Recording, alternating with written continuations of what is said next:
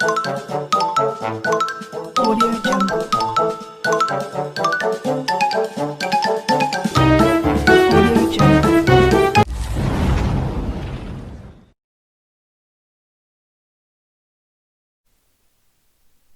નમસ્કાર વિદ્યાર્થી મિત્રો, કેમ છો બધા?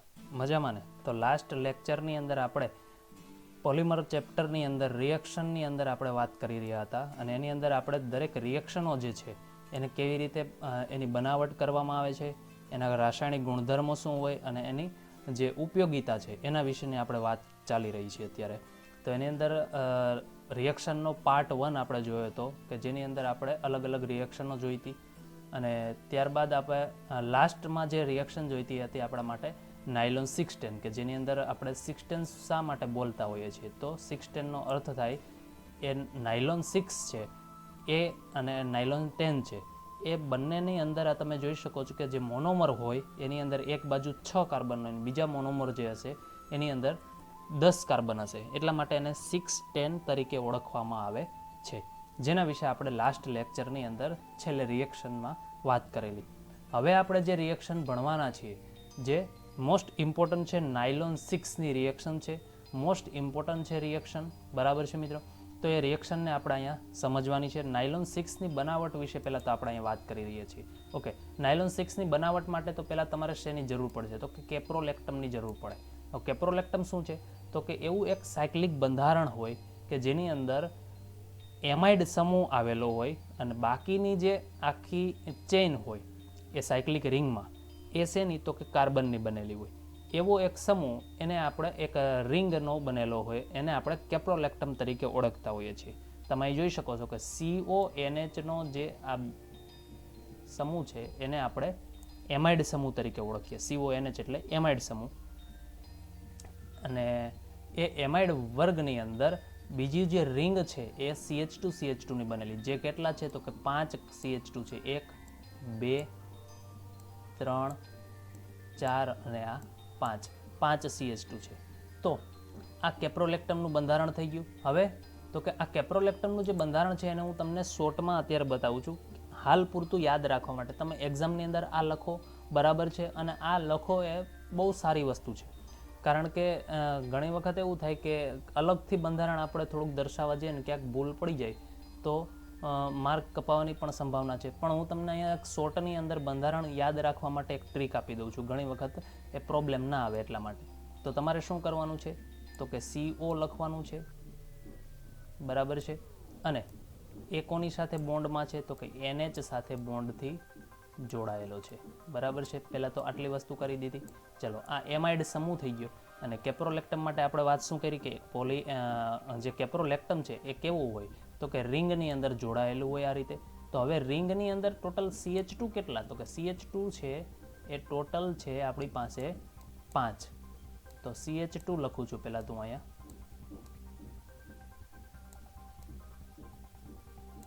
ઓકે, કાઉન્સ કરી દઉં અહીંયા અને લખીએ છીએ આપણે અહીંયા 5 અને આ CH2 છે અહીંયા NH સાથે. એટલે આ રીતે આમ ત્રિકોણની રચના થઈ ગઈ. એટલે CH2 બ્રેકેટની અંદર 5 કરી દે, બ્રેકેટ પૂરું કરીને 5 અને ઉપર CO અને નીચે NH એટલે એમાઇડ વર્ગનો આ રીતે સમૂહ બની જશે અને એક રિંગ બની ગઈ. તો આવું એક યાદ રાખવા માટે આપણે કરી શકીએ કે CO NH અને આખી રિંગ છે CH2 5 વખત હોય એની બનેલી હોય, જેને આપણે કેપ્રોલેક્ટમ તરીકે ઓળખતા હોઈએ છીએ, બરાબર છે? એની પ્રક્રિયા આપણે હવે કોની સાથે કરવાની છે? તો કેપ્રોલેક્ટમની પ્રક્રિયા આપણે H2O સાથે કરવાની છે. તો H2O સાથે કેવી રીતે પ્રક્રિયા કરવાની એની અંદર આપણે અહીંયા વાત કરવાની છે, બરાબર છે? તો એમની બંને વચ્ચે પ્રક્રિયા કેવી રીતે થશે એની વાત કરીએ તો CO અને NH જે છે એમની વચ્ચે પહેલાં તમારે આ બોન્ડને બ્રેક કરી દેવાનો છે. ચલો, બોન્ડ બ્રેક કરીએ એટલે આ જે ચેઇન છે, આખી આ જે રિંગ છે એ ઓપન થશે અને એક ચેઇનના ફોર્મમાં આવી જશે. એટલે એક બાજુથી CO છૂટું પડી ગયું, એક બાજુથી NH છૂટું પડી ગયું અને બે કોનાથી? તો કે CH2 થી જોડાયેલા છે. પાણીની અંદર પણ આપણી પાસે બે ભાગ પડશે. એક શું પડશે આપણી પાસે? તો કે H બનશે અને બીજો આપણી પાસે હશે OH, બરાબર છે? તો H અને OH આવા બે ભાગ પડશે પાણીની અંદર, બરાબર છે? તો હવે જે આ OH વાળો ભાગ છે એને તમારે CO સાથે આપી દેવાનો છે, જોડી દેવાનો છે, અને H વાળો ભાગ છે એને આપણે NH સાથે જોડી દેવાનો છે. તો આપણી પાસે શું બનશે અહીંયા? તો અહીંયા આપણી પાસે NH હતું ને એમાં એક હાઇડ્રોજન આવી જાય તો NH2 બની જાય. ચાલો લખી દીધું NH2. ઉપર એક ડોટ આપ્યું છે પણ હકીકતમાં અહીંયા બે ડોટ હોય આવા, બરાબર છે, કારણ કે નાઇટ્રોજન ઉપર બે ઇલેક્ટ્રોન એટલે કે એક લોન પેર ઓફ ઇલેક્ટ્રોનની જોડી આવેલી હોય, બરાબર છે, એટલા માટે. ઓકે, NH2 લખી નાખ્યું. પછી તો કે CH2 લખેલા છે. કેટલી વખત છે આવા CH2? જાણીએ છીએ આપણે બધા 5 વખત CH2 છે. તો CH2 5 વખત કાઉન્સની બહાર લખી નાખવાના. ઓકે, લાસ્ટમાં શું છે તો કે CO હતું અને એને કોની સાથે જોડ્યું આપણે? OH સાથે, તો COOH બની જશે, બરાબર છે, જેને આપણે એમિનો એસિડ તરીકે ઓળખીએ છીએ. ક્લિયર છે આટલા સુધી દરેકને? તો એનું બીજું નામ એમિનો કેપ્રોઇક એસિડ પણ છે. એટલે એમિનો એસિડ અથવા તો એમિનો કેપ્રોઇક એસિડ એટલા માટે કેપ્રોલેક્ટમમાંથી એને મેળવવામાં આવે છે. એટલે એમિનો એસિડ એટલે શું કામે? તો કે એમિનો સમૂહ એટલે NH2 નો સમૂહ અને એસિડ એટલે COOH નો સમૂહ. એટલા માટે એમિનો એસિડ અથવા તો કેપ્રોલેક્ટમમાંથી બન્યું એટલા માટે એને એમિનો કેપ્રોઇક એસિડ તરીકે પણ ઓળખવામાં આવે છે, જેનો ઉપયોગ આપણે આના પછી જે રિએક્શનો આવશે એના અંદર આપણે કરવાના છીએ.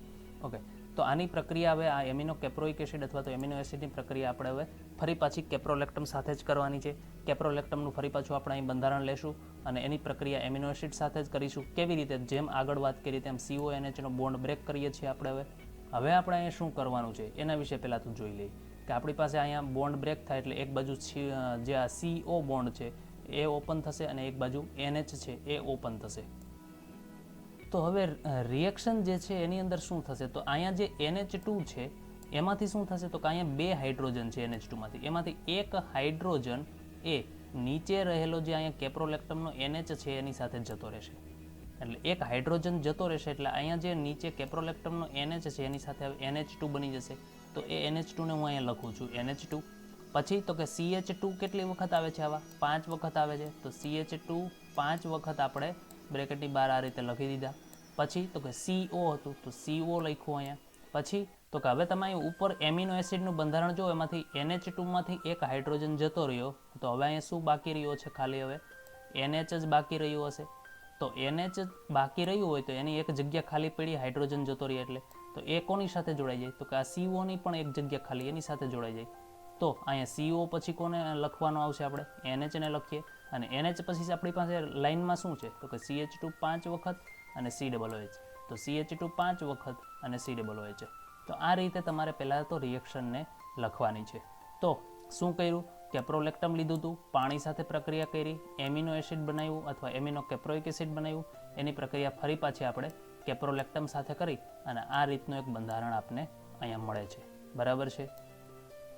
તો તમે અહીંયા જે આ રિએક્શન છે એને બરાબર જો ધ્યાનથી જોશો ને આટલા સુધીની, તો એની અંદર આપણે શું કર્યું એ તમને હું જરાક અહીંયા બતાવી દઉં એટલે તમને લાસ્ટ જે પ્રોડક્ટ આપણે બનાવીને સમજાઈ જશે કે એમિનો એસિડ જે છે એને આપણે અહીંયા તમે જોશો તો એમિનો એસિડનું બંધારણ હતું COOH, CH2 5 વખત અને NH2. આમાંથી શું કર્યું આપણે? તો કે NH2 નો એક હાઇડ્રોજન છે નીચે રહેલા NH ને આપી દીધો આપણે. જો એ ના આપ્યા તો આપણી પાસે NH2 જ રહેતો હતો, તો એ એમિનો એસિડ જ આપણે કહેતા હતા. તો એ બંધારણ અહીં તમે જોશો તો તમને ખ્યાલ આવશે. COOH છે આપણી પાસે, CH2 5 વખત અને NH છે. જો એ હાઇડ્રોજન આપ્યો ના હોત તો અહીંયા શું હોત? NH2 જ હોત કે નહીં પહેલાં તો એનો મતલબ શું થયો કે એમિનો એસિડની અંદર જો તમે કેપ્રોલેક્ટમ ઉમેરો તો કેટલો ભાગ એની અંદર એડ થયો? તો એનો મતલબ આટલો ભાગ જે છે આ ઉમેર્યો આપણે એની અંદર. કેવી રીતે તમે અહીં જોઈ શકો કે આ જે કેપ્રોલેક્ટમનું બંધારણ છે અહીંયા આખું એ બંધારણને હું અહીં તમને ક્લિયર કરીને બતાવું છું તો ખ્યાલ આવશે થોડો. ઓકે, તો આ જે CO અને NH વચ્ચેનો બોન્ડ બ્રેક કરીએ તો આખી એક ચેન ઓપન થશે અને એમાં શું છે તો કે NH છે, CH2 5 વખત અને CO છે. તો તમે અહીં જોઈ શકો છો NH જ હતું અહીંયા આપણી પાસે, પણ એ NH તો લખી ના શકાય એટલે શું કર્યું તો કે આ બાજુ જે એમિનો એસિડ હતો એનો હાઇડ્રોજનને આપણે અહીં ટ્રાન્સફર કરી દીધો એટલે NH2 બની ગયું, જે આપણે અહીંયા રિએક્શન દ્વારા સમજ્યા, બરાબર છે. તો NH2 બની ગયું. CH2 આપણી પાસે ઓલરેડી અહીંથી ના તમે જોશો તો અહીંથી લઈને આ CH2 આપણી પાસે ટોટલ કેટલા હતા? 5 CH2 હતા અને એક CO હતો. તો 5 CH2 અને CO. એનો મતલબ શું થયો કે જો કોઈ વસ્તુની અંદર કેપ્રોલેક્ટમ ઉમેરવામાં આવે તો ઉમેરાય કેટલી વસ્તુ? તો કે CO, C2, CH2 5 વખત અને NH આટલો ભાગ એની અંદર ઉમેરાય. કારણ કે આટલો જ ઉમેરાય ને તમને ક્લિયર કરીને બતાવું તો વધારે ખ્યાલ આવે. જો કોઈ વસ્તુની અંદર હું કેપ્રોલેક્ટમ ઉમેરું એ 10 હોય, 20 હોય, 50 હોય કે અસંખ્ય કેપ્રોલેક્ટમ હોય તો એ ભાગ અહીંથી જ હંમેશા પહેલાં તો બ્રેક થશે અને બ્રેક થાય એટલે આ જે ચેન છે એને ઓપન કરી દેવાની છે એટલે બંને બાજુ ખુલશે. તો શું આવશે તો કે NH CH2 5 વખત અને CO આટલો જ ભાગ છે એ જો હું 10 ઉમેર્યા હોય કેપ્રોલેક્ટમ તો 10 વાર વારંવાર રિપીટ થાય કે નહીં. આવા 50 ઉમેરું તો 50 રિપીટ થશે, આવા અસંખ્ય ઉમેરું તો આવા અસંખ્ય રિપીટ થનાર ભાગ તો આટલા જ હશે કે નહીં.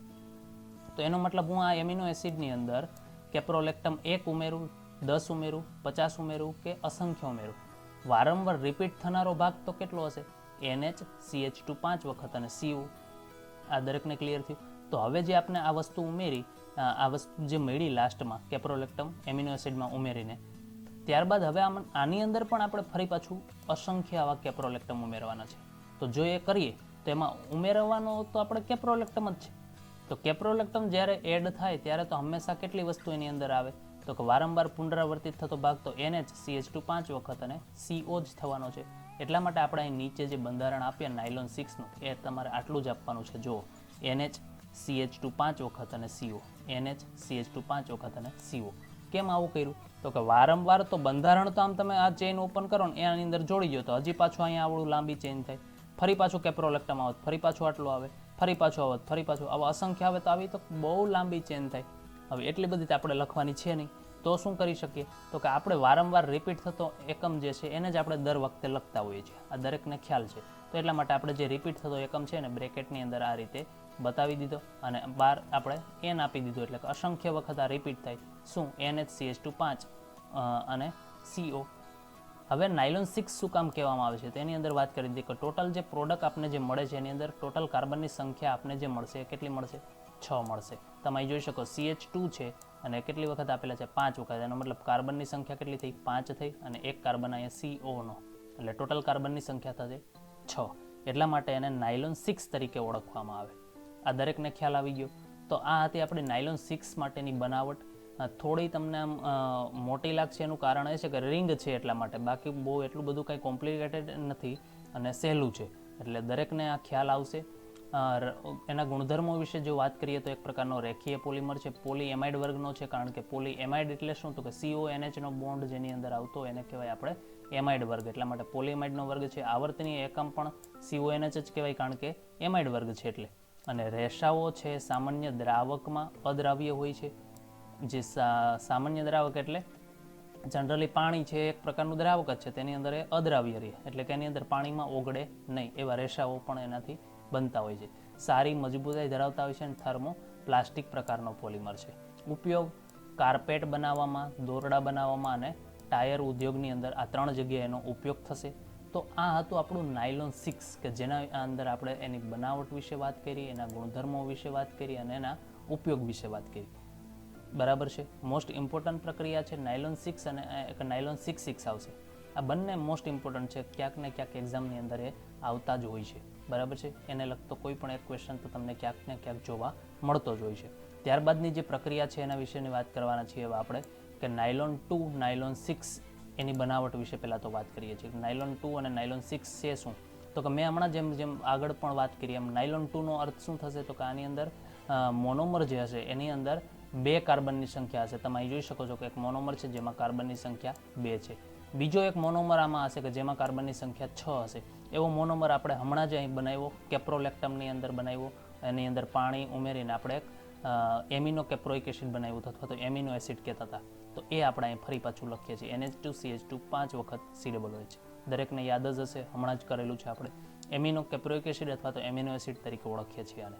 અને આ જે છે બંધારણ નાયલોન 2 માટે એટલે 2 કાર્બન માટે બંધારણ આપવું હોય તો એ COOH CH2 NH2 એ પણ અસંખ્ય આપણે એવા લેવાના છે જેને ગ્લાયસિન તરીકે ઓળખવામાં આવે. એટલે ઘણી વખત ગ્લાયસિનનું બંધારણ આપણે જે જૈવિક અણુઓ ચેપ્ટર આવશે એની અંદર પણ આપણે ગ્લાયસિનનું બંધારણ છે એ સમજવાના છીએ. જે એમાઇન વર્ગના જે બાયોમોલિક્યુલ્સના જે મોલિક્યુલ હશે એની અંદર આનો ઉપયોગ આપણે કરવાના છીએ. તો એ જ્યારે જે તે સમયે આપણે આ ચેપ્ટર એ ચલાવશું ત્યારે એની અંદર વાત કરીશું. પણ અહીંયા બંધારણ તમે ખાસ યાદ રાખજો, ગ્લાયસિનનું બંધારણ, એમિનો કેપ્રોઇક એસિડ તો હમણાં ભણેલા છીએ. બંને વચ્ચે રિએક્શન કેવી રીતે કરવી એના વિશે આપણે અહીંયા વાત કરી લઈએ હવે. ઓકે, તો બેની અંદર તમારે રિએક્શનમાં શું કરવાનું છે એ વાત કરીએ તો તમે અહીં જોઈ શકો છો કે આપણી પાસે COOH છે. તો COOHમાંથી આપણે OH ને દૂર કરવાનું છે.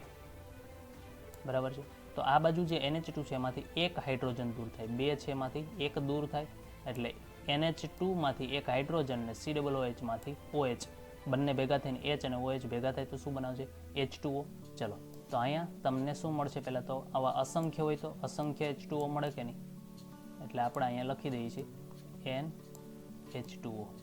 બરાબર છે, લખેલું નથી પણ તમારે લખી દેવાનું છે. NH2 અહીંથી દૂર થાય છે.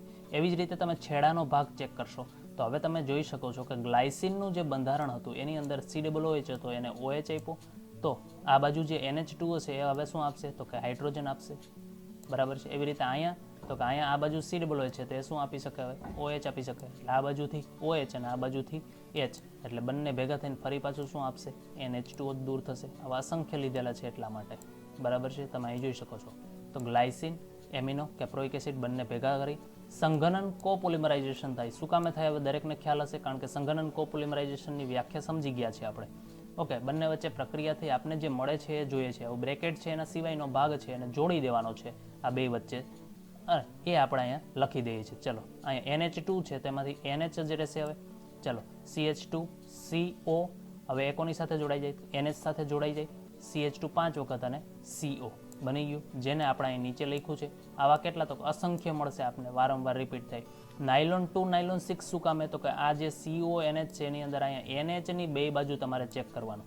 NH ની આ બાજુ ચેક કરો કેટલા કાર્બન? 1 અને 2 કાર્બન. આ બાજુ ચેક કરો 5 અને 6 કાર્બન. તો નાયલોન 2 નાયલોન 6 આને કહેવામાં આવે. શું કામ કહેવામાં આવે? ખ્યાલ આવી ગયો. ઓકે, આના રાસાયણિક ગુણધર્મો વિશે વાત કરી દો. બાયોડિગ્રેડેબલ પ્રકારનો એક પ્રકારનો પોલિમર છે. બાયોડિગ્રેડેબલ શું છે એ આ જ ચેપ્ટરની અંદર આપણે લાસ્ટ જે થિયરીનો પાર્ટ ભણવાના છે એ આ જ છે ટોપિક. બાયોડિગ્રેડેબલ અને નોન બાયોડિગ્રેડેબલ પોલિમર કોને કહેવાય એના વિશેનો ખ્યાલ મેળવવાના છે. ત્યારે હું વધારે ડિટેલમાં વાત કરીશ આના વિશે. બરાબર છે. અત્યારે ખાલી હાલ પૂરતું યાદ રાખો. પોલીએમાઇડ વર્ગનો પોલિમર છે, કોપોલિમર છે. કોપોલિમર શું કામે? બે થી મોનોમર અલગ અલગથી જોડાયેલા છે એટલા માટે. બરાબર છે. અને પોલીએમાઇડ એટલા માટે કે આની અંદર એમાઇડ સમૂહ છે. તમે જોઈ શકો છો CONH નો સમૂહ અહીંયા આવેલો છે. તો CONH એટલે એમાઇડ વર્ગ. ક્લિયર? તો આ હતું આપણું નાયલોન 2 નાયલોન 6 જેના ગુણધર્મો વિશે વાત કરી. ઉપયોગની આપણે જરૂર નથી અને બુકની અંદર આપણે અત્યારે આપેલા પણ નથી. બરાબર છે. એટલે હું એની અંદર ડિટેલમાં જતો નથી. જેટલું છે એટલું અત્યારે હું હાલ પૂરતું એને લઈને કામ ચલાવું છું. બરાબર છે. ઓકે, ત્યારબાદની જે પ્રક્રિયા છે એનું જે પોલિમર છે પહેલાં તો એનું નામ છે મેલેમાઇન. બરાબર છે. હવે નામ થોડુંક અજીબ લાગે છે પણ અહીંથી તમારે જે રિએક્શન છે એ તમારે ખાસ યાદ રાખવાની છે. કારણ એવું છે કે આ જે બે પોલિમર હું તમને હવે ભણાવવાનો છું, એક મેલેમાઇન છે અને એક આના પછીનો જે પોલિમર આવશે બેકેલાઇટ.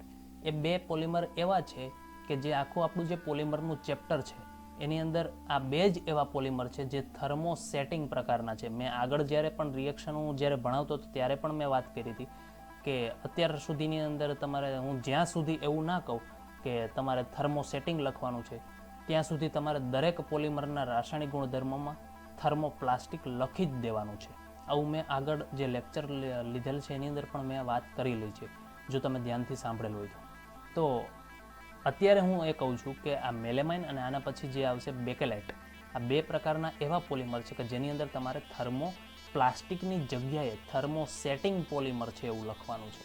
થર્મોપ્લાસ્ટિક અને થર્મોસેટિંગ શું છે તો એના વિશે હું આગળ જે થિયરીનો ચેપ્ટરનો પાર્ટ આવેલો હતો પોલિમર માટેનો એની અંદર હું વાત કરી ચૂક્યો છું અને તફાવતની અંદર પણ વાત કરી ચૂક્યો છું. એટલે જે પણ વિદ્યાર્થીએ એ લેક્ચર ના જોયો હોય એ પહેલાં એ લેક્ચર જોઈ લે. બરાબર છે. ઓકે, મેલેમાઇનની આપણે બનાવટ અત્યારે સમજવાની છે. મેલેમાઇનની બનાવટ મોસ્ટ ઇમ્પોર્ટન્ટ છે. આજે અત્યારે હું કહું છું મોસ્ટ ઇમ્પોર્ટન્ટ, દરેક ઇમ્પોર્ટન્ટ છે. તમે આગળના જ વર્ષોના પેપર ચેક કરશો તો તમને ક્યાંક ને ક્યાંક આવા પોલિમરોની બનાવટ અને એના લગતા ક્વેશ્ચનો જોવા મળશે. અને આ જે મેલેમાઇન છે પોલિમર એની અંદર આપણે તો પહેલાં તો જે મોનોમર લેવાનો છે એ મેલેમાઇન જ લેવાનો છે. મેલેમાઇનનું બંધારણ સમજીએ તો મેલેમાઇનનું બંધારણ છે આપણે તો પહેલાં તો આપણને ખબર છે કે બેન્ઝીનનું બંધારણ કેવું હોય તો કે બેન્ઝીન છે એનું બંધારણ આ રીતનું હશે કે નહીં. ઓકે, તો બેન્ઝીનના બંધારણની અંદર તમે જોઈ શકો છો આ રીતે બોન્ડ આપેલા હશે, એક મૂકીને એક અલ્ટરનેટિવ ડબલ બોન્ડ આપેલા હોય. ઓકે, આ દરેક છે એ શું હશે? આપણી પાસે કાર્બન હશે. તો એ કાર્બન સાથે દરેક જગ્યાએ શું આવેલું હશે? આ દરેક જગ્યાએ હાઇડ્રોજન જોડાયેલા છે, જે આપણે જાણીએ છીએ. 6 જગ્યાએ 6 કાર્બન એની સાથે એક એક હાઇડ્રોજન હશે. ઓકે, આમાં હવે શું કરવાનું છે તો કે એક કાર્બન મૂકીને એક કાર્બન ઉપર તમારે શું કરવાનું? ચલો આ એક કાર્બન છે, બીજો એક મૂકીને એક એટલે અહીંયા આવશે, પાછો એક મૂકીને એક એટલે આ જગ્યાએ આવશે, અને પાછો એક મૂકીને એક એટલે અહીંયા આવી ગયા આપણે. તો એક મૂકીને એક કાર્બન તમારે દૂર કરવાનો અને એની જગ્યાએ તમારે શું મૂકવાનું તો કે નાઇટ્રોજન મૂકવાનો. એ જે કાર્બન છે એની જગ્યાએ તમારે શું મૂકી દેવાનું છે? નાઇટ્રોજન. ચલો તો કાર્બન મૂકીને કાર્બનની જગ્યાએ મેં નાઇટ્રોજન તો મૂકી દીધો, તો એક મૂકીને એકને મૂકીએ તો આને શું તો કે આ કાર્બનને પણ એવું ખાલી તો રહેવા દેવાય નહીં, તો એને પણ આપણે સુધારો કરીએ. ચલો આ કાર્બનની જગ્યાએ આપણે નાઇટ્રોજન લખ્યા, તો આ કાર્બનને જ નાઇટ્રોજન આપીએ. હવે હાઇડ્રોજન દૂર કરી દઈને એને શું આપી દઈએ? હવે NH આપી દઈએ, એટલે NH2 આપી દઈએ. બરાબર છે. એટલે જે જગ્યા ખાલી પડી જ્યાં હાઇડ્રોજન હતા એ હાઇડ્રોજનને દૂર કરીને અહીંયા શું મૂકવાના? NH2 તમારે મૂકવાના છે. આ ખ્યાલ આવી ગયો. તો એ બંધારણ તમને મેં અહીંયા બતાવેલું છે, જોઈ શકો છો. મેલેમાઇન છે એનું બંધારણ, એક કાર્બન મૂકીને એક કાર્બન ઉપર જે જગ્યા હતી એને દૂર કરીને અહીંયા આપણે નાઇટ્રોજન મૂકી દીધા. જે કાર્બનને દૂર નથી કરેલા એના ઉપર આપણે NH2 આપી દીધું દરેક જગ્યાએ, તમે જોઈ શકો છો. તો આ આપણું બની ગયું મેલેમાઇનનું બંધારણ. કેવી રીતે બનાવ્યું એ તમને મેં અત્યારે ખાલી યાદ રાખવા માટે શીખવાડ્યું. બાકી મેલેમાઇનનું બંધારણ તો આ જે આપણે અત્યારે અહીંયા આપેલું છે એ સાચું છે. બરાબર છે. તો આ રીતે મેલેમાઇનનું બંધારણ કેવી રીતે યાદ રાખવું એના માટેની વાત હતી કે બેન્ઝીન હોય એમાં 3 કાર્બન એક મૂકીને એકને આપણે દૂર કરી અને જે દૂર નથી કર્યા એને આપણે NH2 આપીને આવું બંધારણ બનાવી શકીએ. ઓકે, એની પ્રક્રિયા ફોર્માલ્ડિહાઇડ સાથે કરવાની છે. એટલા માટે આ જે મેલેમાઇનની જે પ્રક્રિયા છે એને મેલેમાઇન ફોર્માલ્ડિહાઇડ વર્ગનો પોલિમર પણ બોલવામાં આવે, કારણ કે એની અંદર મેલેમાઇન અને ફોર્માલ્ડિહાઇડ આ બંનેનો ઉપયોગ કરવાના છે. આગળ જે રિએક્શન બનવાના છે બેકેલાઇટ એની અંદર પણ ફોર્માલ્ડિહાઇડ આવશે, પણ મેલેમાઇનની જગ્યાએ એમાં ફિનોલ ઉપયોગ કરશું તો એને ફિનોલ ફોર્માલ્ડિહાઇડ કહેવાય. જ્યારે આમાં મેલેમાઇન છે એટલા માટે એને મેલેમાઇન ફોર્માલ્ડિહાઇડ વર્ગનો પોલિમર પણ બોલવામાં આવે છે. એટલા માટે ઘણી વખત આવો પણ ક્વેશ્ચન પૂછાતો હોય કે મેલેમાઇન ફોર્માલ્ડિહાઇડ વર્ગનો જે પોલિમર છે એની બનાવટ ગુણધર્મનો ઉપયોગ જણાવો, તો તમારે આ મેલેમાઇન છે એની બનાવટને જણાવવાનું રહેશે. બરાબર છે. એટલે એ કન્ફ્યુઝન ના થાય એ ખાસ ધ્યાન રાખવાનું છે.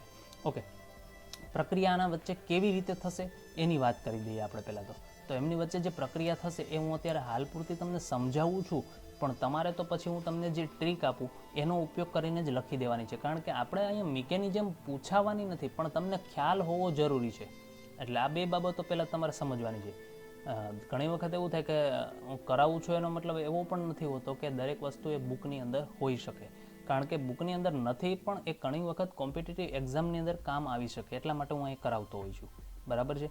પણ તમારે એક્ઝામની અંદર તો તમારે આ જે રિએક્શન મેં અત્યારે આપેલી છે એવી જ રીતે લખવાની છે, પણ ખ્યાલ હોવો જોઈએ કે એક નિપજ છે એ કેવી રીતે આવે છે અને વચ્ચે મધ્યવર્તી રેજિન જે બનતો હોય એ કેવી રીતે બનતો હોય. તો કોઈપણની રિએક્શન છે કેમ થતી હોય એ ખ્યાલ રહેવો જોઈએ. બરાબર છે. કેમ થાય છે હું તમને શીખવાડી દઉં છું અહીંયા. ચલો, આપણી પાસે પહેલાં તો છે શું તો કે આપણી પાસે ફોર્માલ્ડિહાઇડ છે એને લખી કેવી રીતે શકાય, તો કે ફોર્માલ્ડિહાઇડને આપણે આ રીતે લખી શકીએ HC. અહીંયા આપણી પાસે આવશે આ રીતે ડબલ બોન્ડ, એની સાથે જોડાઈ જાય O અને H, કારણ કે ફોર્માલ્ડિહાઇડનું સૂત્ર તમે જાણો છો HCHO. તો એ ફોર્માલ્ડિહાઇડ કહેવાય. એને બંધારણ આ રીતે લખવામાં આવે છે. 11મા ધોરણની અંદર હું આ વાત કરી ચૂક્યો છું. ઓકે, રિએક્શન કેવી રીતે થશે એ કહી દઉં. આ NH2 છે એની પાસે આવા લોન પેર ઓફ ઇલેક્ટ્રોન હોય કે નહીં, તો આ લોન પેર ઓફ ઇલેક્ટ્રોન આ કાર્બન ઉપર અટેક કરશે. શું કામે કરે એ પણ કહી દઉં છું, કારણ કે જે ઓક્સિજન હોય એના ઉપર પણ આવી રીતે લોન પેર ઓફ ઇલેક્ટ્રોન હોય. બરાબર છે. આવા ઓક્સિજન ઉપર કેટલા હશે તો કે 4 ઇલેક્ટ્રોન, એટલે 2 ઇલેક્ટ્રોનની જોડી હશે, જ્યારે નાઇટ્રોજન ઉપર 2 હોય છે. ઓકે, ઓક્સિજન ઉપર ઇલેક્ટ્રોન હોવાના કારણે લોન પેર ઓફ ઇલેક્ટ્રોન એના ઉપર પાર્શિયલી કેવો ચાર્જ આવે? નેગેટિવ. જો અહીંયા પાર્શિયલી નેગેટિવ ઓક્સિજન ઉપર આવતો હોય તો કાર્બન ઉપર પાર્શિયલી કેવો આવે? પોઝિટિવ આવે કે નહીં? એવી જ રીતે તમે વિચારો તો નાઇટ્રોજન ઉપર ઇલેક્ટ્રોન છે એટલે પાર્શિયલી કેવો ચાર્જ હશે? નેગેટિવ હશે, કારણ કે ઇલેક્ટ્રોન છે. ઓકે, તો પાર્શિયલી નેગેટિવ છે તો એ કોના ઉપર અટેક કરે? હંમેશા પોઝિટિવ ઉપર જ અટેક કરે. એટલે નેગેટિવ ચાર્જ કોના ઉપર? પાર્શિયલી પોઝિટિવ જે કાર્બન છે એના ઉપર અટેક કરે. જો કાર્બન અત્યારે ઓલરેડી 4 સાથે જોડાયેલો હતો, 2 હાઇડ્રોજન સાથે તમે જોઈ શકો છો, અને 2 ડબલ બોન્ડથી ઓક્સિજન, એટલે 1 ડબલ બોન્ડથી ઓક્સિજન સાથે ટોટલ 4 બોન્ડ બનાવી ચૂક્યો છે. છતાં પણ જો એના ઉપર કોઈ નાઇટ્રોજન છે અટેક કરે છે તો નાઇટ્રોજન સાથે જોડાય તો 5 સાથે થઈ જાય. તો એટલા માટે શું કરે તો કે 5 તો જોડાઈ શકે નહીં, એટલા માટે આ જે ડબલ બોન્ડ છે એનો એક બોન્ડ બ્રેક કરે અને એને આ રીતે ઓપન કરી દે ઓક્સિજન તરફ, કારણ કે વધુ વિદ્યુત ઋણતા તો ઓક્સિજન, એટલે ઇલેક્ટ્રોન જે બોન્ડના છૂટા પડે કોણ લઈ જાય? ઓક્સિજન લઈ જશે. એટલે અહીંયા શું થશે પહેલાં તો NH2 છે એની અંદર પણ આ જ પ્રોબ્લેમ થશે જેમ કાર્બનમાં થયું. તો કે NH2 છે અત્યારે ઓલરેડી 3 સાથે જોડાયેલો છે નાઇટ્રોજન, કારણ કે નાઇટ્રોજન 3 સાથે જોડાય. તો 2 હાઇડ્રોજન છે એની પાસે અને એક કાર્બન સાથે ઓલરેડી એ જોડાયેલો છે. રિંગની અંદરનો જે કાર્બન છે એની સાથે નાઇટ્રોજન જોડાયેલો, એટલે એક અહીંયા છે બોન્ડ અને 2 હાઇડ્રોજન, ટોટલ 3 બોન્ડ ઓલરેડી હતા અને છતાં પણ એ કાર્બન સાથે જોડાય છે. તો 4 થયા એટલે શું કરે તો કે આમાંથી એક હાઇડ્રોજનને દૂર કરી દે. ચલો એ હાઇડ્રોજન દૂર થાય કોણ લઈ જાય તો કે અહીંયા જે ઓક્સિજનની જગ્યા ખાલી પડી હતી, કારણ કે બોન્ડ ઓપન થઈ ગયો ઓક્સિજનનો, તો ઓક્સિજન 2 સાથે જોડાયેલો છે. પહેલાં 2 સાથે હતો ડબલ બોન્ડમાં, હવે તો એ બોન્ડ બ્રેક થઈ ગયો, તો એની સાથે કોણ જોડાઈ જાય આ હાઇડ્રોજન. એટલે શું થાય તો હવે તમે જોઈ શકો છો અહીંયા NH થઈ ગયું. આ NH કોની સાથે તો કે C સાથે જોડ્યું. C પાસે હવે તું 2 કાર્બન છે, સોરી 2 હાઇડ્રોજન છે એટલે CH2 કહેવાય. ઓકે, એક જ બંધ રહ્યો એટલે એક બોન્ડ લખ્યો. ઓક્સિજન સાથે કોણ જોડ્યું NH2 નો હાઇડ્રોજન એટલે OH બની ગયું. તો NHCH2OH બને આ રીતે. બરાબર છે. કેવી રીતે આવ્યું એ મેં તમને શીખવાડ્યું આ રીતે. હવે આ જે છે એ કીધું આપણે આને કહેવાય ક્રિયાવિધિ અથવા તો મિકેનિઝમ કહેવાય. એ આપણે લખવાની નથી એટલા માટે અહીંયા સ્ટેપમાં આપણે બતાવેલી નથી, પણ કેવી રીતે આવ્યું એ મેં તમને કહી દીધું. હવે આપણે જે ટ્રીક પ્રમાણે શોર્ટમાં કેવી રીતે એને લખવાનું છે તમને કહી દઉં. તો સિમ્પલ, તમારે કશું નથી કરવાનું. NH2 છે એનો હાઇડ્રોજન છે એને આ ઓક્સિજન સાથે આપી દો.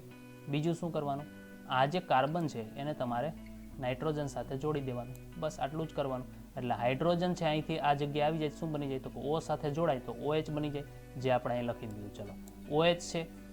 બીજું આ CH2 છે એ CH2 કોની સાથે જોડાય તો કે નાઇટ્રોજન સાથે, એટલે NH આમાં 2 હતા, નાઇટ્રોજન પાસે 2 હાઇડ્રોજન હતા, એક જતો રહ્યો એટલે NH રહ્યું. આ CH2 OH થઈ ગયું આપણું બંધારણ. તો આ રીતે તમારે સિમ્પલ 2 જ ટ્રાન્સફર કરવાની વસ્તુ થઈ ગઈ. ઉપરથી હાઇડ્રોજન આવે, નીચેથી CH2 ઉપર જાય. બસ આટલું જ કામ કરવાનું, જોડી દેવાનું છે.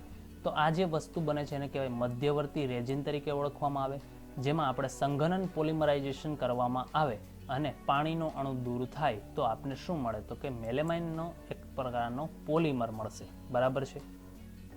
ચલો પાણીનો અણુ કેવી રીતે દૂર કરવાનો તમે જોઈ શકો છો કે CH2 પાસે OH છે, તો આ OH દૂર થાય અને આ બાજુ એક હાઇડ્રોજન દૂર થશે, તો આ બાજુથી હાઇડ્રોજન આ બાજુથી OH એટલે H2O દૂર થાય.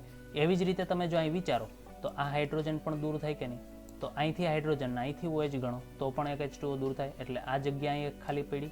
એવી રીતે અહીંયા NHની જગ્યા ખાલી પડે એક બાજુથી આ જગ્યા, એટલે આ જે પ્રકારનો જે પોલિમર બને એને મેલેમાઇન પ્રકારનો પોલિમર ઓળખવામાં આવે છે. બરાબર છે.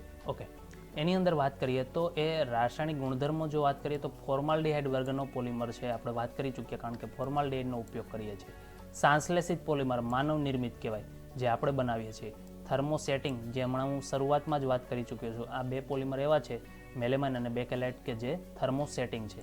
મિશ્ર બંધિત પ્રકારના પોલિમર છે, સખત અને મજબૂત હોય, ઊંચા તાપમાને પણ પીગળતા નથી કે તેના બંધારણમાં કોઈ ફેરફાર થતો નથી. તો આ બહુ મહત્વની વસ્તુ છે અને આ એનો બહુ સારો ગુણધર્મ છે.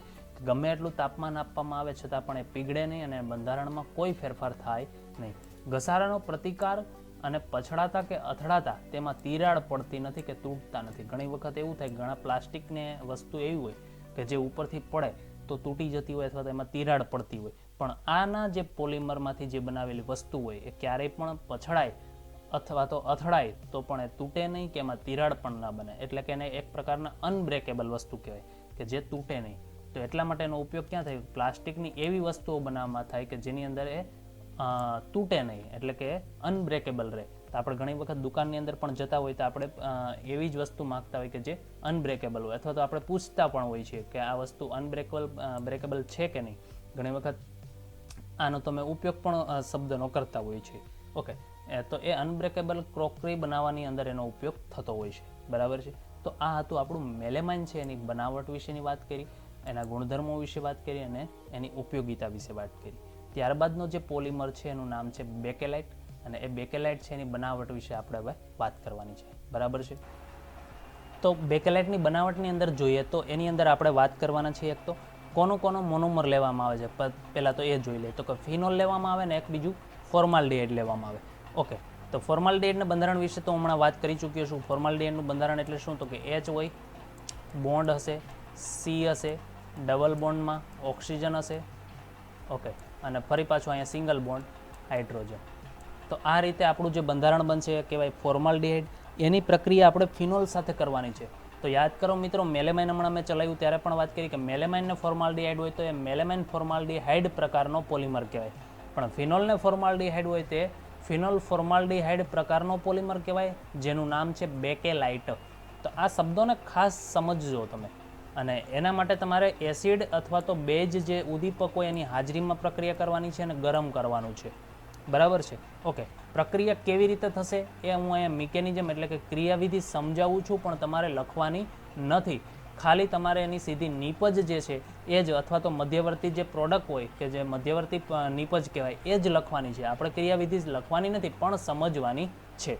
કેવી રીતે પ્રક્રિયા થાય એ સમજાવી દો.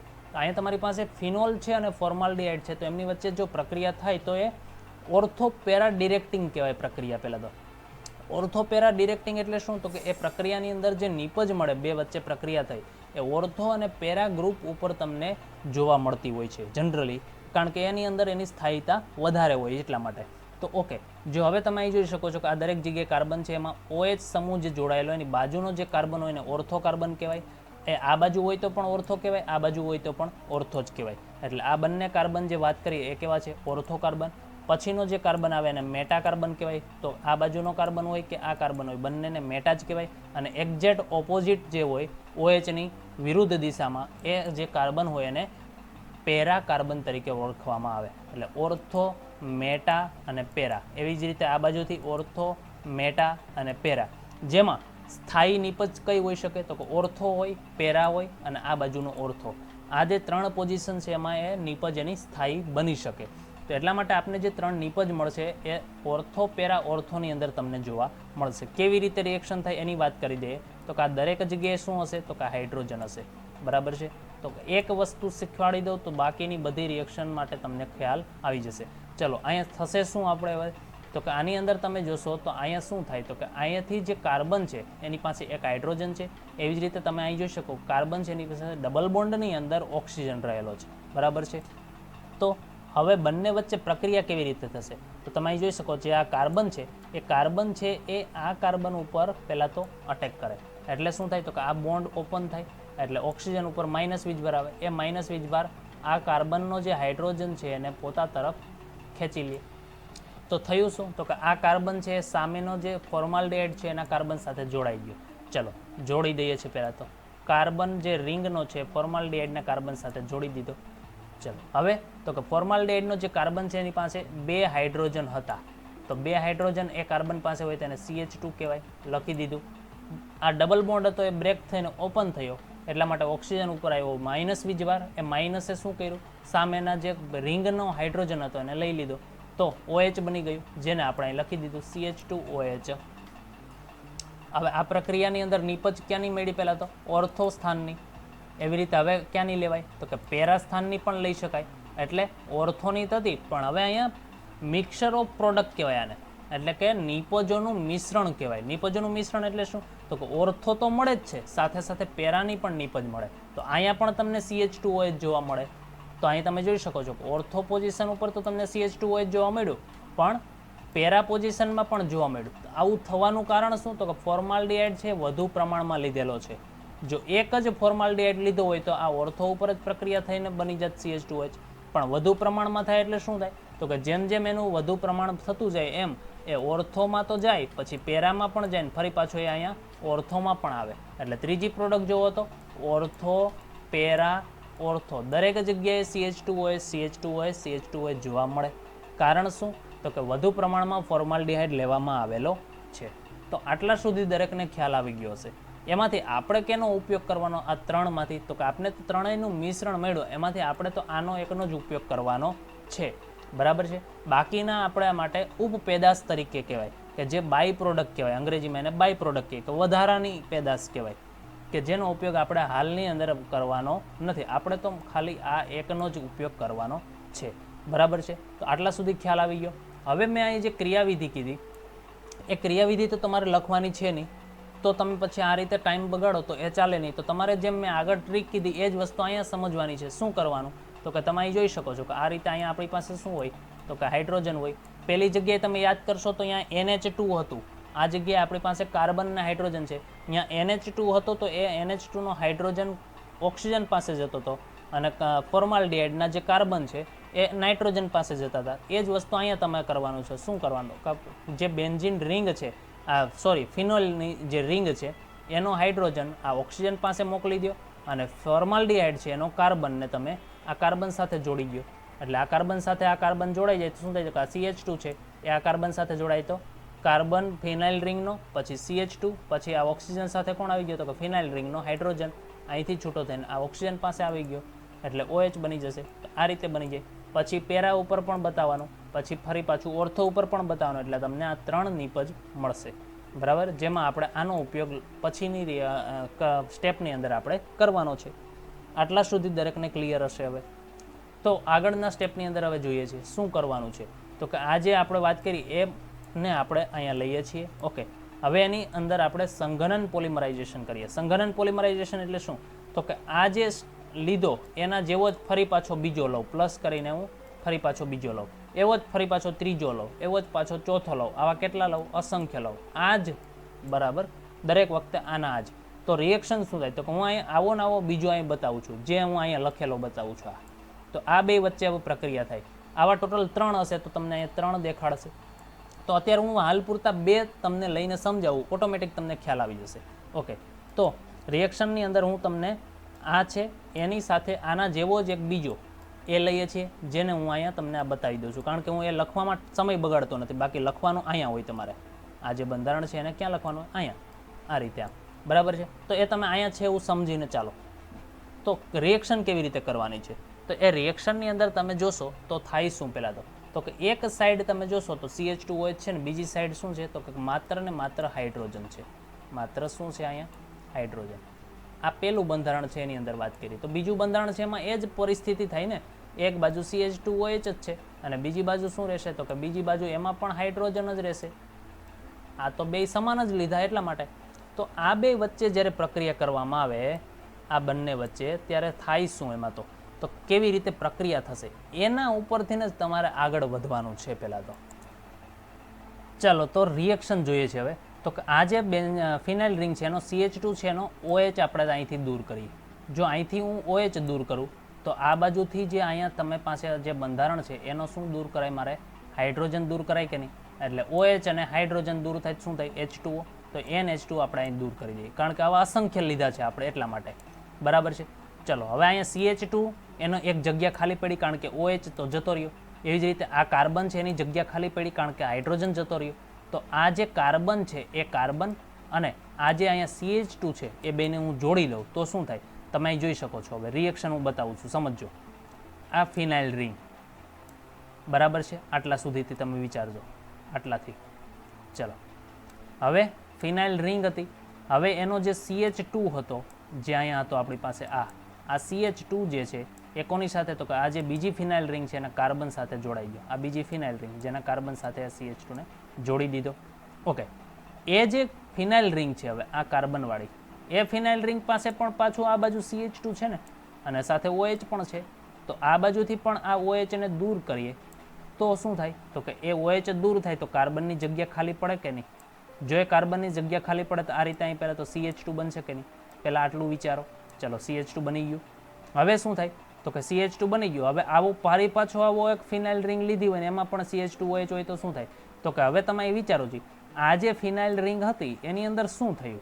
તો કે એ ફિનાઇલ રિંગની અંદર જે કાર્બન હતો એનો હાઇડ્રોજન જતો રહ્યો અને આ બાજુ જે CH2 હતો એનો OH જતો રહ્યો. એટલે એક બાજુથી હાઇડ્રોજન ગયો, એક બાજુથી OH ગયો, એટલે H2O તો જતો રહ્યો. તો બંધારણમાં શું વધ્યું? તો કે આ બાજુ ખાલી કાર્બન અને આ બાજુ CH2. તો એ જ વસ્તુ તમને અહીં જોવા મળશે. જુઓ, એક બાજુ CH2 અને આ બાજુ ખાલી કાર્બન, ફરી પાછું આ બાજુ CH2 અને આ બાજુ ખાલી કાર્બન. આ CH2 કોનો? આનો છે. આ રીતે. તો આ રીતે એક પછી એક બંધારણ જોડાતા જાય અને શું બનતું જાય? તો કે CH2 આ રીતે જોડાતા જશે એક બાજુથી. બરાબર છે. તો આવું જે બંધારણ બને અને તમને જે મળે એનું નામ છે નોવોલેક, જે રેખીય પોલિમર છે. બરાબર છે. તો ઘણી વખત આટલા સુધીની બનાવટ તમને પૂછાઈ જાય. થોડીક બનાવટ મોટી છે એટલે તમારે શાંતિથી સમજવાની છે. આ એટલે કોઈ ઉતાવળ આપણે કરવાની નથી. નવો લેખ કહેવાય. ઘણી વખત આટલા સુધીની બનાવટ તમને એવું પૂછવામાં આવે છે કે નવો લેખ જે છે એની બનાવટ સમજાવો અથવા તો લખો. તો ખાલી બનાવટ લખો એવું કે તો તમારે બનાવટ છે એને આપણે અહીંયા આ જે લખી એ લખી દેવાની છે, બરાબર. સમજાવવાનું કે તો તમને જે વર્ણન છે એ તમારે વર્ણન કરી દેવાનું છે. હવે દરેક વખતે તમને મેં આપેલું જ છે ને કીધેલું છે કે ફિનોલ છે એની ફોર્માલ્ડિહાઇડ સાથે પ્રક્રિયા કરવામાં આવે, એસિડ કે બેઝ ઉદ્દીપકની હાજરીમાં ગરમ કરવામાં આવે ત્યારે નિપજોનું મિશ્રણ ઓર્થો અને પેરા સ્થાનની અંદર જોવા મળે. અને એ નિપજોનું મિશ્રણ છે એમાંથી આપણે ઓર્થો સ્થાનવાળી જે નિપજ છે એનો ઉપયોગ આપણે સંઘનન પોલિમરાઇઝેશન દ્વારા કરી ગરમ કરી બેઝ ઉદ્દીપકની હાજરીમાં OH માઇનસ બ્રેકેટમાં લખ્યું એટલે કે બેઝિક ઉદ્દીપક કહેવાય, અને H પ્લસ લખ્યું હોય તેને કહેવાય એસિડિક મીડિયમ અથવા તો એસિડિક ઉદ્દીપક. તો એની બેઝિક માધ્યમની અંદર કરવામાં આવે અને NH2O દૂર કરવામાં આવે ત્યારે આપને શું મળે તો નોવેલેક મળતો હોય, જે એક પ્રકારનો રેખીય પોલિમર છે. આ એનું વર્ણન થઈ ગયું. 1 માર્કની અંદર વર્ણન ક્યારેક આવી શકે, તો આવું પણ આવી શકે. તો આપણે દરેક પરિસ્થિતિને ધ્યાનમાં લઈને દરેક વસ્તુને સમજવાની છે. ઓકે, હવે આગળના સ્ટેપની અંદર જોઈએ છે કે આપણે આ જે નોવેલેક મળ્યો એનો ઉપયોગ કેવી રીતે કરવાનો. ચલો, આ નોવેલેક છે તો એ બંધારણ તમે અહીં જોઈ શકો છો કે ફિનાઇલ રિંગ છે, OH છે, CH2 આ રીતે અહીંયા જોડેલા છે. આ જે નોવેલેકને જો હું ઊંધું કરું તો કેવું જોવા મળે તમે અહીં જોઈ શકો છો. આ રીતનું બંધારણ મળે કે નહીં? તો આટલી વિચાર શક્તિ તો હવે તમારામાં હોય જ કે જો ઉપરનું નોવેલેક છે ને ઊંધું કરવામાં આવે તો આ રીતનું દેખાય કે નહીં. તો એક વખત હું જેમ છે એમ જ લઉં છું. તમે જોઈ શકો આ નોવેલેક જેમ છે એમ મેં અહીં લખી દીધું. એક વખત એને ઊંધું કરીને લખું છું. કારણ શું છે એ તમને હમણાં સમજાઈ જશે. કારણ કે મારે રિએક્શન કરવાની છે. જે ખાલી જગ્યા હોય એની સાથે જ રિએક્શન થાય, અને ખાલી જગ્યામાં રિએક્શન પણ ખાલી જગ્યા તો ઘણી જગ્યાએ છે. તમે અહીં જોઈ શકો આ ખાલી જગ્યા છે, આ જગ્યા છે અને આ પણ છે. 3 કાર્બનની જગ્યા છે, પણ એમાં ઉપયોગ તો મારે એક પોઝિશનનો જ કરી શકાય. કઈ? Para position. મેં હમણાં જ કીધું કે અહીંયા તમે 2 પોઝિશનનો જ ઉપયોગ કરી શકો, ઓર્થો પોઝિશન, પેરા પોઝિશન ને આ ઓર્થો પોઝિશન, જેમાંથી ઓર્થો અત્યારે પેક છે બંને, તો બાકી કયું રહ્યું? પેરા. તો એનો જ હું ઉપયોગ કરી શકું એટલા માટે મેં આને ઉલટું કર્યું અને અહીં નીચે લખ્યું. કારણ કે આ રિએક્શન આની સાથે કરવાની થશે ને મારે, આ દરેક કાર્બન સાથે, કારણ કે એની સાથે જ હું કરી શકું. પેરા પોઝિશન છે એટલા માટે. આ ખ્યાલ આવી ગયો? ઓકે, એટલા માટે મેં એને એક વખત ઉલટું લખ્યું, એક વખત ચતું, જેમ હતું એમ લખ્યું. અને એની પ્રક્રિયા આપણે આગળ પણ વાત કરી કે વધુ ફોર્માલ્ડિહાઇડ સાથે જ કરવાની છે. આ વાત કરી ચૂક્યા છીએ આપણે. એટલા માટે આપણે અહીં તમે જોશો તો અહીં લખી પણ દીધું છે કે વધુ ફોર્માલ્ડિહાઇડ લેવાનું, સંઘનન પોલિમરાઇઝેશન. એ વધુ ફોર્માલ્ડિહાઇડ મેં અહીં તમને પ્લસ કરીને બતાવ્યા છે. તમે અહીં જોઈ શકો છો પ્લસ કરીને ફોર્માલ્ડિહાઇડના બંધારણ પણ આપણે અહીંયા આપી દીધા છે. તો એની પ્રક્રિયા આપણે કેવી રીતે કરવાની છે એ હવે લાસ્ટ સ્ટેપ આપણે શીખવા જઈ રહ્યા છીએ. સમજજો બરાબર. ઓકે, તો શું કરવાનું છે તો કે આ જગ્યાએ કશું ના હોય તો અહીં શું હોય તો કે આ દરેક જગ્યાએ હાઇડ્રોજન હોય કે ના હોય? બરાબર છે. ઓકે, આ દરેક જગ્યાએ શું હશે? હાઇડ્રોજન હશે કે નહીં? આ કારકપણ પાસે દરેક કાર્બન પાસે હાઇડ્રોજન હોવાના ને. ઓકે, આવું જ પાછું ક્યાં તમને જોવા મળે તો કે નીચે પણ જોવા મળે. મને થોડીક લખવામાં અત્યારે હાલ પૂરતી તકલીફ થઈ રહી છે, એટલે થોડીક જરાક સ્પીડ ધીમી આવશે. ઓકે, લાસ્ટ હાઇડ્રોજન છે. ઓકે, ચલો લખાઈ ગયા છે. તો દરેક કાર્બન પાસે હાઇડ્રોજન આપણે અહીંયા લખી દીધા છે. ઓકે, હાઇડ્રોજન છે. હવે તમને જે મેં ટ્રીક દેખાડેલી એ જ ટ્રીકનો ઉપયોગ કરીએ છીએ આપણે. અહીંયા હા, બરાબર છે. હવે ઓકે, તો દરેક પાસે આપણી પાસે હાઇડ્રોજન હતા. 1 મિનિટ, હાઇડ્રોજન જતા રહે છે પાછા. હા, બરાબર છે. ચલો, તો આપણી પાસે હાઇડ્રોજન છે. હવે તો કે આ જે કાર્બન હોય એનો હાઇડ્રોજન છે ઓક્સિજન પાસે જતો રહીએ, અને આ કાર્બન છે એ ક્યાં જતો રહીએ તો કે આ જગ્યાએ જતો રહીએ. એટલે શું થાય તો કે ઓક્સિજનનો OH બની જાય પહેલાં તો, અને એ OH અને આ બાજુથી એક શું થાય તો કે હાઇડ્રોજન જાય. જે હમણાં આગળ પણ હું વાત કરી ચૂક્યો છું, જે CH2OH બનાવતા હતા ને આપણે, ફોર્માલ્ડિહાઇડ ને ફિનોલ સાથે પ્રક્રિયા કરીને CH2OH જોડ્યો આપણે. એમાં એ જ વસ્તુ કરી હતી કે જે ફિનાઇલ રિંગ હતો એનો હાઇડ્રોજન હતો એ ફોર્માલ્ડિહાઇડના ઓક્સિજન પાસે જતો રહેતો હતો, અને ફોર્માલ્ડિહાઇડનો કાર્બન એ ફિનાઇલ રિંગના કાર્બન પાસે જતો હતો. એ જ વસ્તુ અહીં કરી. મેં ફરી પાછું તમને સમજાવું છું જો ખ્યાલ ના આવ્યો હોય તો, સ્ટેપ બાય સ્ટેપ. ઓકે, આપણી પાસે ઉપરની ફિનાઇલ રિંગ છે એનો કાર્બન છે, એનો જે હાઇડ્રોજન છે એ હાઇડ્રોજનને હું અહીંયા જે ફોર્માલ્ડિહાઇડ છે એને ઓક્સિજનને આપી દઉં છું. તો અહીંયા હાઇડ્રોજન કટ થઈ ગયો, કાર્બનની જગ્યા ખાલી પડી. એ કાર્બનની સાથે કોને તો કે આ જે CH2 છે ફોર્માલ્ડિહાઇડનો, એને હું અહીંયા જોડી દઉં. કોની સાથે? આ કાર્બન સાથે. તો હવે આ કાર્બન સાથે CH2 જોડાઈ ગયો છે, અને એ CH2 સાથે બીજું શું હતું તો ઓક્સિજન. એ ઓક્સિજનને કોણ આપે છે? હાઇડ્રોજન મળે છે, તો OH બની જાય. એટલે આ જે કાર્બન છે તમે જોઈ શકો છો અહીંયા નીચે અહીંયા CH2OH આવું પહેલાં બનશે અને એ CH2OH માંથી OH નીકળશે અને આ નીચેનું જે બંધારણ છે એનો હાઇડ્રોજન જશે. વાતને સમજી ગયા? હવે નીચેથી હાઇડ્રોજન ને ઉપરથી OH એટલે H2O દૂર થાય કે નહીં? તો અહીં H2O દૂર કર્યું. હવે આટલું બધું મગજમારી કરવા બેસીએ તો આપણો લેક્ચર છે તો લાંબો થાય, એનો તો કોઈ પ્રોબ્લેમ છે જ નહીં. પણ તમે એક્ઝામની અંદર આવું કરવા બેસો તો સમય જતો રહે 3 કલાક. તો શોર્ટમાં તમને જેમ આગળ પણ મેં વાત કરી એ જ રીતે આપણે શોર્ટમાં કામ કરવાનું. શું શોર્ટમાં? તો કે તમે અહીં જોઈ શકો કે આપણી પાસે પહેલાં તો દરેક પાસે હાઇડ્રોજન છે. ઓકે, તો હાઇડ્રોજન રહે એટલું જ આપણે કામ રાખીએ છીએ. ઓકે, હાઇડ્રોજન છે તો શું કરવાનું? તો કે જો અહીંથી આટલું કટ કરીએ આપણે, આ હાઇડ્રોજન ગયો, અહીંથી આ ઓક્સિજન ગયો અને અહીંથી આ ફરી પાછો આ નીચેનો હાઇડ્રોજન ગયો. ચાલો આટલું કટ કર્યું, H2O દૂર કર્યું, વધ્યું શું? CH2 બે વચ્ચે જોડી ગયો, ફિનાઇલ રિંગ વચ્ચે. અહીંથી તમે અહીં જોઈ શકો છો આ બાજુથી શું? તો કે આનો હાઇડ્રોજન ઉપરની રિંગનો, અહીંથી આ ઓક્સિજન કટ કર્યો, નીચેના રિંગનો ફરી પાછો હાઇડ્રોજન. આ રીતે આપણે કટ કરી દઈએ. ચાલો શું દૂર થયું? ઉપર હાઇડ્રોજન, વચ્ચે ઓક્સિજન, નીચે હાઇડ્રોજન, H2O દૂર થયું. એવું જ પાછું તમે અહીં કરી શકો કે નહીં? તો આવા જેટલા હોય એની અંદર આવી રીતે અસંખ્ય H2O દૂર થશે કે નહીં? બાકી જે વધે છે એ શું વધે છે? CH2 વધે. બે ફિનાઇલ રિંગ વચ્ચે જોડી ગયો. તમે અહીં જોઈ શકો છો દરેક રીતે મળે છે કે નહીં? આ રીતે CH2 CH2 CH2 ફિનાઇલ રિંગ મળી ગઈ, NH2O મળી ગયા આપણે દૂર થયેલા. ઓકે, તો આ રીતે આપણે પ્રક્રિયા કરવાની છે. સંઘનન પોલિમરાઇઝેશનની પ્રક્રિયા ગરમ કરી આપને જે મળે એને કહેવામાં આવે છે બેકેલાઇટ, જે મિશ્ર બંધિત પોલિમર છે, એટલે એકદમ જાળીદાર રચના, જેને મિશ્ર બંધિત તરીકે ઓળખીએ છીએ આપણે. તો આ હતો આપણી જે બનાવટ હતી એ હતી આપણી બેકેલાઇટની બનાવટ, જેની અંદર આપણે પહેલાં તો ફિનોલ રહેવાનું હતું, એની પ્રક્રિયા ફોર્માલ્ડિહાઇડ સાથે. તો આપને ઓર્થોપેરા અને ઓર્થોની 3 નિપજ મળે. એમાંથી આપણે ઓર્થોવાળી નિપજનો ઉપયોગ કર્યો, એમાંથી આપણે નોવેલેક બનાવ્યું અને નોવેલેકમાંથી ફરી પછી આપણે એને 2 વખત લીધા. એટલે એક વખત જેમ હતો એમ જ લીધો ને એકવાર એને ઉલટું કરીને લીધો અને વધુ પડતા ફોર્માલ્ડિહાઇડ સાથે એની પ્રક્રિયા કરી અને આપણે આ બેકેલાઇટ છે એ મળતો હોય છે. તો આ રીતે એની બનાવટને આપણે સમજવાની હતી. થોડી બનાવટ મોટી છે પણ તમારે અહીંયા સમજવાની છે. હવે જો અહીંયા તમને એક વસ્તુ કહી દઉં કે બુકની અંદર તમે જોશો તો શું આવશે? તો કે ખાલી આટલું જ આપેલું છે, નોવેલેક બની ગયું અને નોવેલેકની પ્રક્રિયા પછી સીધો એરો અહીંથી આમ આપવામાં આવે અને એ એરાની અંદર શું લખવામાં આવશે? તો કે આટલી વસ્તુ લખવામાં આવશે. આ જે વસ્તુ છે ક્યાં લખવામાં આવેલી હશે? આ જગ્યાએ. અને સીધું તમને બંધારણ આ આપેલું હશે. બરાબર છે? તો એ બંધારણ તમે આ રીતે ડાયરેક્ટ અહીંયા તમે આ વસ્તુ અહીંયા લખી આ જગ્યાએ અને તમે સીધું આ બંધારણ આપી શકો જો તમને આવડતું હોય તો. પણ આ કેવી રીતે આવ્યું એટલા માટે મેં તમને આ એક આટલું સ્ટેપ ઊંધું કરીને કેવી રીતે કરવાનું એ તમને મેં શીખવાડ્યું.